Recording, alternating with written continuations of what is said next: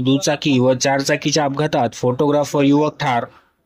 आज दिनांक 29 डिसेंबर 2024 रोजी दुपारी 12 वाजताच्या सुमारास शेंबाळपिंपरी ते पुसद या रोडवर हिवळणी पालमपट या गावाजवळ चारचाकी वाहन क्रमांक MH02 CB 4535 व दुचाकी वाहन क्रमांक MH38 AB 7112 हे दोन्ही वाहने समोरासमोर धडकल्याने भीषण अपघात झाला।